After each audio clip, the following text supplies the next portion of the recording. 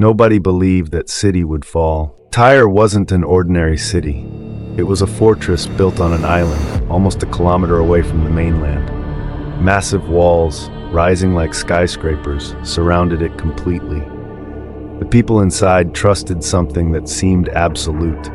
No land army could ever reach them. No force could even touch their walls. But that was before he arrived. Alexandro Grande was already carving his name across the known world. City after city had fallen before him. Kings surrendered without even raising their swords. And when he reached the Phoenician coast, the same pattern repeated itself.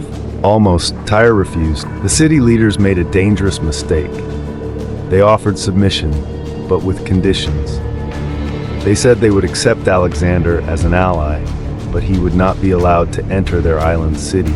It was not a negotiation, it was an insult, and Alexander was not a man who accepted half measures. He didn't respond immediately. No threats, no speeches, just silence. A heavy silence that his generals knew too well. Because when Alexander went silent, it usually meant something irreversible was coming. And then the impossible began. He gave an order that sounded insane even to his own army. Build a causeway across the sea, a road made of stone and timber, stretching from the mainland all the way to the island fortress. His commanders hesitated. Some even thought he had lost his mind.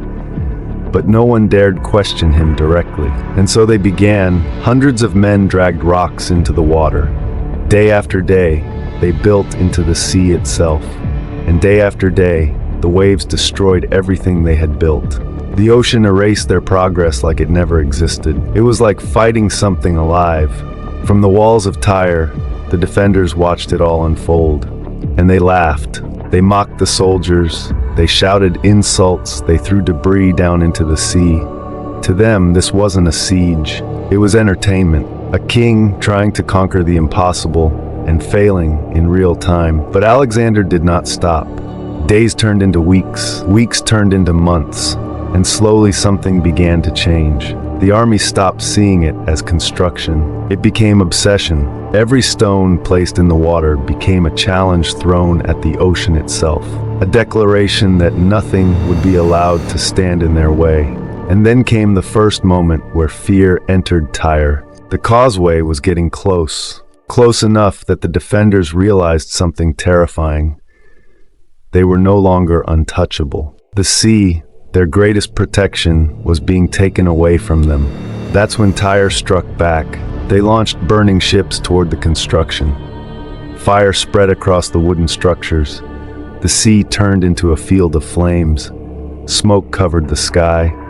Men screamed as everything they built began to collapse. For a moment it looked like Tyre had won, like nature itself had chosen their side.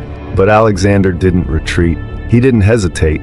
He ordered everything rebuilt, faster, and then he escalated. He built massive siege towers on floating platforms, rising higher than the city's own walls.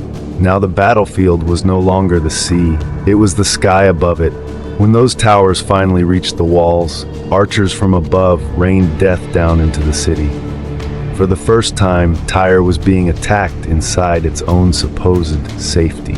Panic started to spread, but the city still didn't break. Not yet. Tyre fought back with everything it had left. In a desperate move, they sent more fire ships. One of them managed to hit a siege tower directly. Flames erupted instantly. Wood cracked. Men burned alive. For a brief moment, everything was chaos, and it looked like Alexander might finally fail. But that's when the turning point came. He stepped into the battle himself, not as a distant commander, but as a soldier, armed and leading from the front. He climbed toward the walls under a storm of arrows. Shields shattered around him. Men fell beside him. The air itself felt like death, but he kept climbing, step by step, closer to the top, until finally he reached it. For a moment, everything stopped. Defenders and attackers alike froze, as if even war itself was watching. And then he moved, and when he moved, everything collapsed. The Macedonian forces poured into the city. The walls were breached, the defenses broke.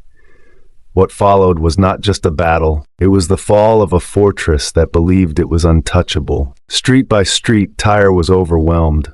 Resistance turned into chaos, chaos turned into collapse.